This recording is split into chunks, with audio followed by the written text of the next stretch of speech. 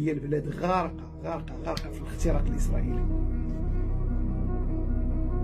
دابا اللوبي الاسرائيلي داير فيكم حاله في وسط البلاد.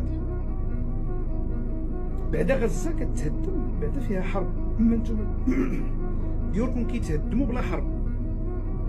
وستستعمرون، هذه كلوا عليها وشربوا قسما بالله الا في الطريق.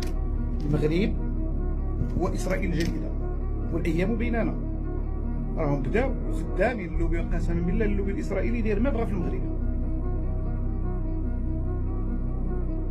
نتوما نائمون.